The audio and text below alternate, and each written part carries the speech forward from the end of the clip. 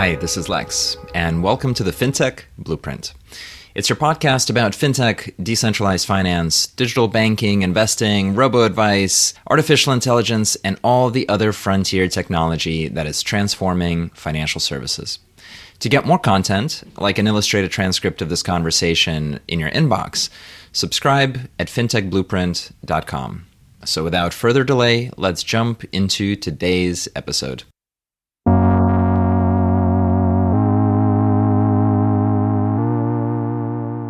Hi, everybody, and welcome to today's podcast conversation. I'm thrilled to have with us Eric Barbier, who is the CEO of TripleA, a payments processor in the crypto space. And Eric is a repeat entrepreneur, having built a really compelling payments business in the past. So I'm really excited to dive into his experience and learn about the kinds of commerce that digital assets are powering today. With that, Eric, welcome to the conversation. Thanks for having me, Lex. My pleasure. So let's start off with a bang. What is TripleA and what does it do? So TripleA is a crypto payment gateway. So what we're doing is we're helping merchants, mostly e-commerce merchants, to offer to their client the option to get paid with crypto, but without ever touching crypto. What we're doing is that we are locking the rate during the checkout process. So say a merchant is selling a pair of shoes for $100. What we do is we lock this rate, and no matter what is the volatility of the crypto, even during the checkout process, the merchant is guaranteed to receive exactly $100 on their bank account the next day. So it enables merchants to target the 400 million people owning cryptocurrencies without taking any kind of volatility risk, custody risk, or compliance risk. You started this business in 2017, if I'm right. Can you tell me about how you came to the idea and what was that early founding moment like? In my previous startup, company called Tunes, which doing cross-border payments, we had two issues. The first one is that was an issue our clients had, which were the problem of fraud, the problem of chargebacks. And so when I discovered crypto, I felt, that's interesting. That's a great technology, which is exactly solving that problem. And then the second issue I had is because in the remittance space, everything is pre-funded. We had a lot of working capital which was trapped in pre-funding with our different counterparties. And so when I discovered crypto with its ability to do real-time settlements, I felt like, that's the perfect solution for that problem.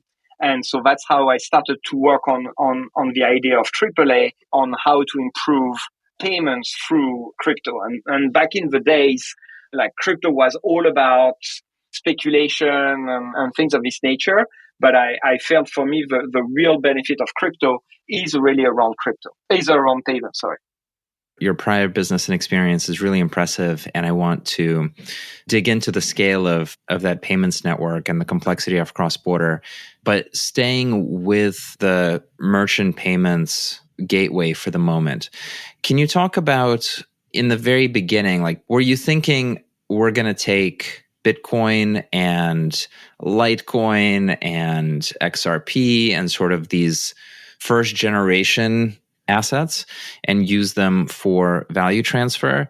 Or were you starting to see the dollar pegged assets as kind of the cash in the space, right? So whether it's Tether or USDC, what was your approach to the right settlement currency, I guess, for commerce? Really, the initial idea was around the traditional crypto assets, Bitcoin, Ethereum, and the likes. And basically, the two use cases we got from merchants, one was people who made a lot of money investing early in crypto and who wanted to spend this crypto. And that's why we had more of I would say, luxury items, people, even buying a flight ticket, but instead of flying economy, they would fly business or something like this. So that was one of the category of end users which we were targeting, or our merchants were targeting. The second one, and back then it was already a use case, we were seeing is like more and more freelancers, web designers, and this kind of type of people, especially in emerging markets, starting to get paid with crypto. So this means they needed to start paying with their crypto that they were earning. And so that was the two first of big use cases. That's how we started. And when you started to build out the integration network and the merchant network, what was that like? Can you talk about, I guess, both the types of merchants that were interested in accepting this form of payment? What kind of business are they in? What kind of commerce do they do? Are they big? Are they small? Can you give us a bit of a profile for where that started? And then once we have a sense of that, maybe we can chat about where it's gone since. So I've been focusing mostly on the e-commerce merchants, as I mentioned, so not really the physical retail stores. Been targeting mostly of the large merchants, and this is just essentially to be efficient, because it takes as much time to convince a small merchant or a large merchant. And so because crypto will be for still a couple of years going to be 1 to 10% of their checkout share, I'd rather, in order to make it a decent business, I'd rather focus on the bigger merchants. And so the type of merchants which were pretty reactive at the beginning, we started by more of people in the gaming area. So we signed up, one of our first clients was being Razer, the gaming company, whether they're selling gaming hardware as well as Razer Gold, which then enables people to buy games or items in games. So there's a very nice overlap of population between gamers and crypto users. So that's why that was one of the first vertical we work with. And more generally, we've been adding more of a digital content type of merchants. And then subsequently came luxury merchants. And one of the big name I can mention is that we're working with Farfetch, which is this luxury marketplace selling globally. So in this case, the items can be like $1,000 to maybe $5,000 type of goods. The last segment has been travel. Again, one of the benefits of crypto payment is the fact that it works very well for cross-border. It solves very well the cross-border problems that we're seeing. And because the travel industry is pretty high risk in terms of a lot of chargebacks can happen, lots of fraud there, crypto is perfect because this is shielding them from all those fraud risk. I want to ask more about product market fit and then the go-to-market motion. And in particular, can you talk about where the company is based and how that's contributed to your ability to go to market? And then maybe, how do you go and approach these merchants? How do you go and sell to them? Like, do you have an enterprise sales team? Is it conferences and events? Like, how do you onboard these merchants? What's the process to do that, to go and get them? Is that related to geography at all? So I started the company in Singapore. I've been based in Singapore for 20 years. We are licensed by the Central Bank of Singapore as a payment institution. So we're licensed for crypto processing, which they call digital payment token. We're also licensed for merchant acquiring as well as money transfer. So we're one of the very few entities licensed in Singapore for crypto, and I've been pretty lucky to have started a business there because it is, when it comes to regulation, everything is crystal clear. It's the only, I would say, developed jurisdiction in the world having a proper and complete licensing framework for crypto. And that has given us a pretty good seal of approval, especially when we're dealing with other regulated entities like banks and other financial institutions. On your question of the go-to-market strategy, so we have our strategy is twofold. We're going direct to merchants, and usually the bigger merchants, and that's the traditional B2B sales, like through LinkedIn, trade shows, the way business has been done for a while in the B2B space. And then our second strategy, because everything we do is fully white labeled, is that we're enabling payment service providers. So, typically company who are already offering credit card processing, they might offer Alipay, WeChat, different wallet option. We enable them to white label our tech and offer it to their existing merchants. So this means that with one integration, I can have access to many merchants at one go. So that's why we're having this both direct and indirect strategy. What's the traction been like? Obviously, since 2017, the markets have been very volatile in both directions. The regulatory openness and conservatism has swung back and forth. People have had fortunes made, fortunes lost, and the banks have invited the industry in and then cut it off, invited it in again, and cut it off again. From my perspective, commerce that is enabled or settled through blockchain rails makes a ton of sense, but often the story is kind of buried behind the capital markets and speculation story. Can you talk about, anything you can share, whether it's customer growth, wallets, volumes, or any signs of adoption? Like, how should people from the outside think about the pitch of using crypto assets for e-commerce? So on our side, we've seen more and more adoption. So we've not been affected by the so-called crypto winter. Our volumes have been growing. If I look at year on year, we're probably around 4 to 5 times. So huge growth. What I can tell you as well is obviously the stable coins have been growing a lot. USDT, USDC have been also growing a lot. We've seen as well more and more B2B use cases being reality. Any kind of business. So we're working with a couple of law firms in Singapore, and some of their clients, they want to pay them with crypto. We're having an accounting company in Dubai, for instance, doing the same. So a telecommunication company in Switzerland, also some of their clients wants to pay them with crypto, and that's what we facilitate. So that's some of the new trends we've been saying. I'll be transparent. We're also seeing some headwinds because of the negative news flow in the press. It has been more difficult to reach out to some of the very big brands, which are a bit more conservative, saying, "Hey, should I associate my name with crypto?" So that's some of the pushback we've been seeing, I would say, since the FTX issue.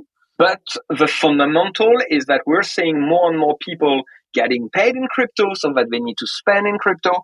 So I think we've reached really the ecosystem is big enough to grow by itself, and we're in this positive cycle. Let's geek out a little bit on the way the product works. I think from the outside, the user experience is just, okay, well, now in my shopping cart, I have a way to use my digital assets. And you've mentioned that you are licensed in a variety of ways with the monetary authority. Can you talk about like the wiring, the stack? Like, what do you do yourself and what do you need others to do? Do you do the custody? Where does the FX risk go? Do you take it on yourself? Do you underwrite it? Or, is there a broker-dealer partner, somebody like FX Hash? Talk about all the wiring and the piping for the product to work, including, both into the crypto world as well as into the traditional finance world. We have our own liquidity pool, so which we are tapping on as much as possible. And because here I've only been talking about our crypto payment product, but we also have the other direction, which is our crypto payout. So in this case, a company would give us fiat, dollars, euro, whatever, and then we would be processing on their behalf payments to their freelancers or vendors, or even, we're starting to process payments. We're processing payments for a live streaming app. It's not TikTok, but a smaller one called Bigo Live. And you have live streamers and they're earning some money, and now they have the option to get paid with crypto. And so we power that. So this means that we have both flows coming in. So we're tapping on our own liquidity as much as possible. And when we need more, then we're working with other liquidity partner, which can be OTC or centralized exchanges. That's this piece. Like, how big do you need a liquidity pool? And this isn't in the sense of like a DeFi liquidity pool, but in the sense of like you're taking on essentially the risk of currency fluctuations. How big do you need it to be relative to the transaction volume? So for every 10 million of transactions, let's say, how much do you need on your own balance sheet to be able to process it in the way that is acceptable to merchants and others? So for the merchant, it's totally transparent. So it's more like what is the risk I'm taking. So I would typically keep on my balance sheet around 5 to 10% of the daily flow, which is going on. So basically my treasury team's guidance is to keep obviously as little crypto as possible, but still being able to meet the need of our clients. So there's a bit of an art of being able to forecast how much going to be needed from our clients. Gotcha. And how do you think about that from an accounting perspective? Is it just a cost of the business, I guess, to be able to create that seamless experience that you sometimes absorb the currency volatility? Or do you think of it as this is a profit center? No, for now it's a cost and it's a risk. In my P&L, I really put that below my EBITDA because sometimes I make money, sometimes I lose money. And this is something, which I don't recognize in my revenues. The thing we're starting to work on is how to hedge this risk. How do we neutralize this risk by covering it through option? Obviously, options have a cost, but that's part of the thing we can improve to reduce this risk to the business. So I don't see it as a cost, but more as a risk and which is linked to the market and not linked to our performance. And I guess just from, I don't know if it's a regulatory or infrastructure perspective, like when somebody, let's say, pays in Bitcoin or Ether to you, what happens? They send it into some omnibus account that you control, and then you send a different currency from an account to the merchant, or, how does it work? Is there custody involved on anyone's behalf? No, we're not custody. There's no custody for most instances. We may have a couple of exceptions, but by default, 99% of my merchants, they don't want to touch, hold, be exposed to crypto. So what we do is we settle to them in US dollar or euros or pounds, whatever they want. We're not a custodian of their crypto assets. So automatically, as soon as we receive the crypto from their client, this becomes an automatic liability to our merchants in fiat. Cool. Okay. I interrupted you as you were describing the connectivity to the banking sector. Yeah. So as you allude to, banks is one of the most complex and where we have the biggest risk for the business, because obviously we're relying on the banks to do the actual last mile settlement. And so that's why the fact that we are regulated, that we have a very strong compliance program has been helpful in convincing banks and other financial institutions to work with them. But it's obvious that each time we work with a new bank, we have to go through an enhanced due diligence, and they're really, going deep into how we handle the KYC, how do we make sure that the crypto originating from dark web or scam or even worse, which can be OFAC connected to OFAC listed sanction. How do we deal with that? How do we make sure all this activity is being stopped, flagged, reported to the authority? And so we have a very strong and comprehensive compliance framework to deal with that. Do you use third-party providers to do those know your transaction checks? And then is that difficult to do across multiple chains? We're using different vendors. We're using Elliptic and ScoreChain. Because one of the challenge in our case, and that's why it took us a while to find the right vendors, is that we need to have a real-time information, a real-time result. We're in an e-commerce transaction, so you can't ask the user to wait in front of the screen for this to happen. That's why the tools which we're using have to be able to provide us with a real-time information. There's always a lot of fine-tuning on those tools. Those tools are great, but they are not always perfect. To give you an example, there was a lot of complexity when OFAC put Tornado Cash on their list. That created a lot of issues, and those tools took a bit of a while to adjust to that, making sure that if a transaction happened before it was listed, we should still have a go, and so on. And because treating with OFAC is really specific, because you probably need to freeze the assets and so on. There's this other type of money laundering risk. It's very important to have those tools correctly set up, and that those tools also react. And as we're the whole crypto space is moving so quickly. So we need to make sure that we're in line with what regulation is doing. One kind of key question for the space is whether or not there can really be penetration into commerce at broad scale. Like, there's crypto native commerce where people are buying NFTs and digital objects made by DAOs, right? There are kind of one level up real world goods, like the ones being sold in e-commerce merchants like you describe, that are accepting payment over crypto rails, but the goods themselves are, either physical or digital, but not attached to any sort of chain. And then there is the broader world of commerce with Apple Pay and point of sale terminals and lots of other things that people do. Do you have in mind a picture of how your business as well as the industry moves to encompass more commercial activity? What is the path to expand? And then is there a natural limit on what markets and sectors are available to it? One market, I think it's still way too early, is point of sales. That's why I've been focusing on the e-commerce, because I think the user experience is still a bit too clunky. The wallet takes too much time, and it's so I think it's too early for mass adoption on that front. I believe that crypto, if you ask me for a prediction, is that for e-commerce will represent, depending on the merchants, between a couple of percent, 1 to 3, up to maybe 10%. There might be a couple of outliers on that. Obviously, high ticket items, we're going to have a bit more crypto than others.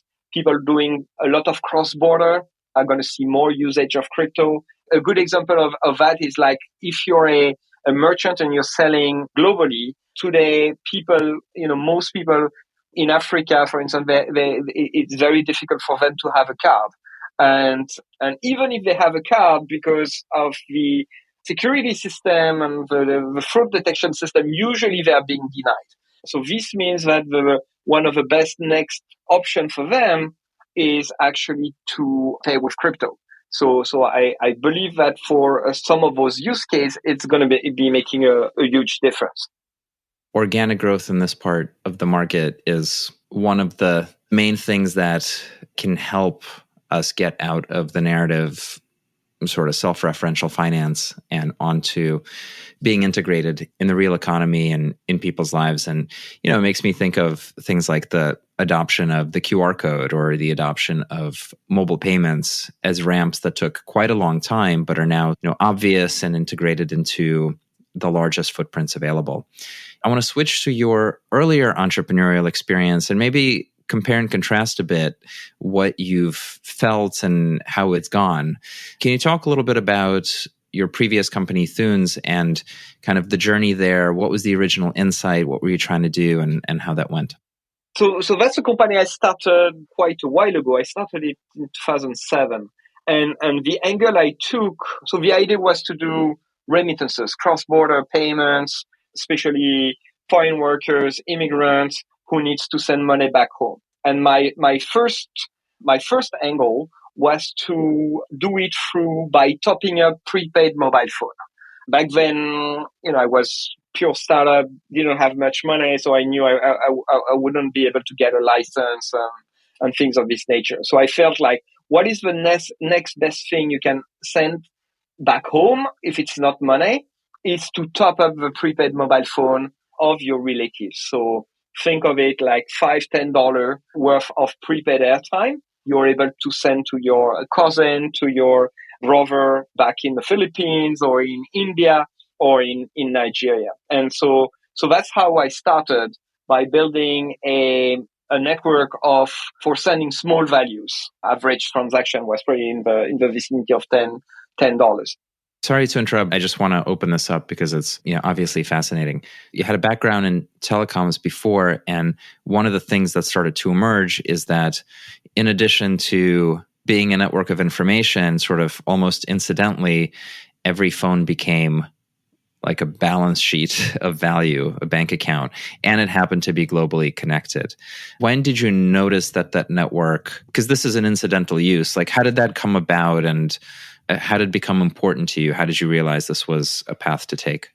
I got the idea. I was once in the Philippines, and where like 99% of the people are using prepaid phone. And one of the feature of the telco there was that if you were on the same network, you could exchange credit. So I could lend you credit. I was seeing that, and my previous company was already in the telecom space, and I was doing SMS interconnection. SMS, the thing before WhatsApp, if you still remember. So I was helping someone from Hong Kong to send a text message to the UK and vice versa. And so when I saw that in the Philippines, people were able to exchange those prepaid credits, that's how I got the idea to say, hey, if people are doing it domestically, that's probably a business to do it cross-border, given the number of immigrants, Philippines is sending all over the world. 15% of Philippines GDP is international remittances. So that's how I started that, by enabling people to send $5 worth of airtime just by sending an SMS. That's really fascinating. Has that behavior persisted or has it changed? So as far as I know, there's still plenty of people doing it.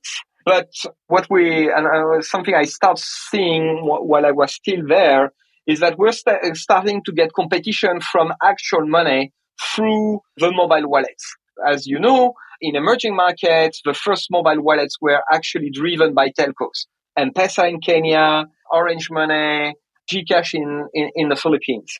And now those mobile wallets are so prevalent and are so easy to use that, the airtime is getting, the competition even for small value transfer. So if you want to send now $10 to Kenya, for instance, it used to be way better to do it through prepaid airtime. And now, because the cost went down so much and because M-Pesa is so prevalent everywhere, it's becoming cheaper to do it as money, in the form of money through M-Pesa. And this has more value anyway. I can't help but jump around a little bit just because it's a topic that is really tricky, and I don't know if there's a clear conclusion, but I want to see if you have an insight. And that is the relationship between the telcos, money, the banks and the card networks, and the technology firms. The observation is just, it's strange. It's kind of bizarre that really different types of players are able to create these money networks, right? That you said first it was the telcos who were laying the internet or phone connectivity, and they've created the networks to connect people, and then boom, incidentally, you have money on it. In some cases, it's the banks and in interbank cross-border transfers.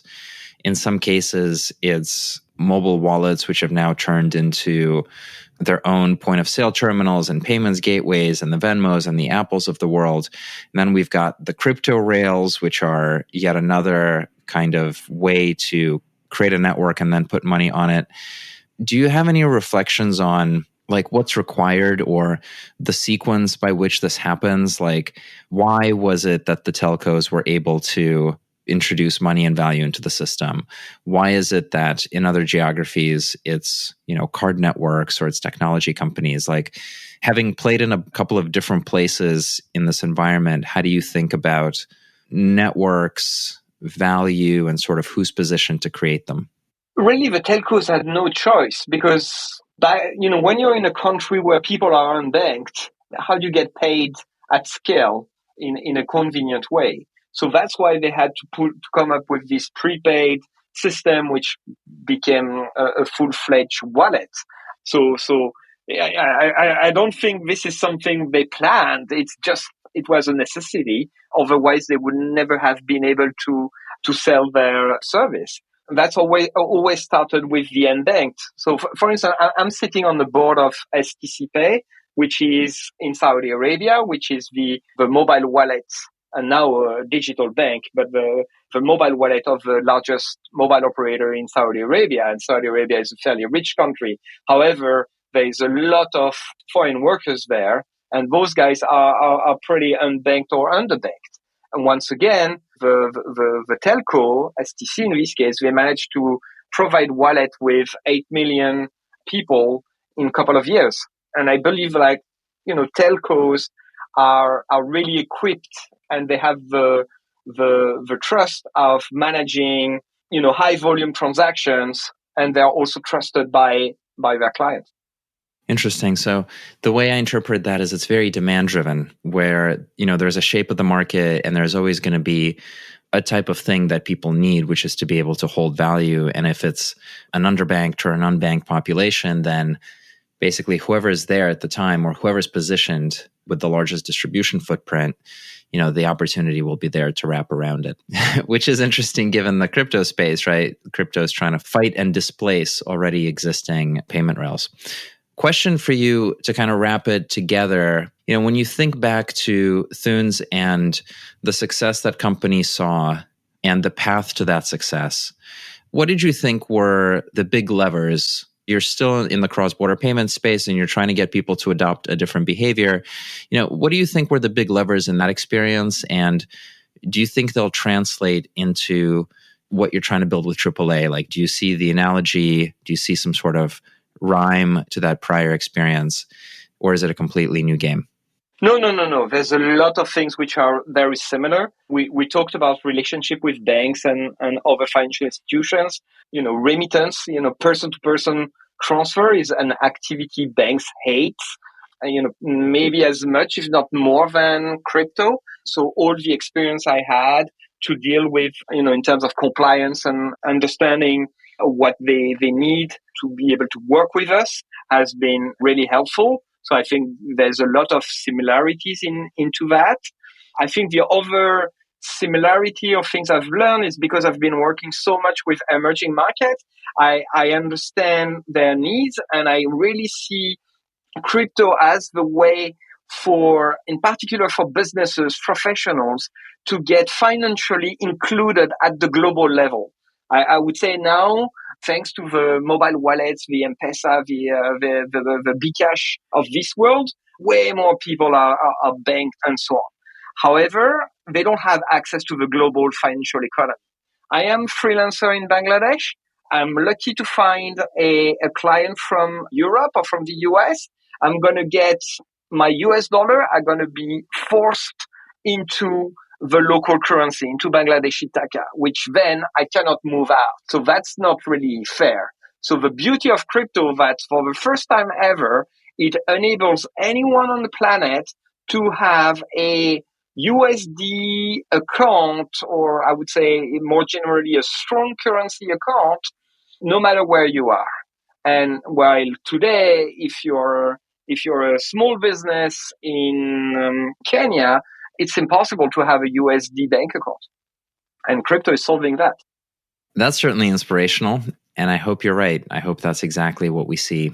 To your earlier point, the 400 million people that hold crypto assets, the something like 500 million addresses on Ethereum and Web3.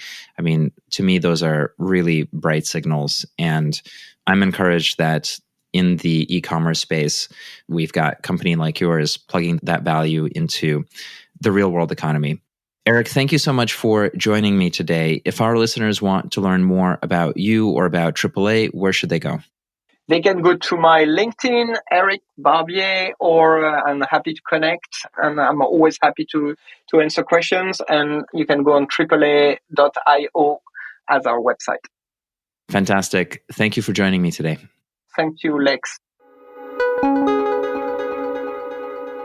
Hi, everyone. That's it for this week's episode of the FinTech Blueprint. For more technical deep dives into all things fintech and decentralized finance, check out fintechblueprint.com and grab a free subscription to the newsletter. This is Lex, and I'll see you next time.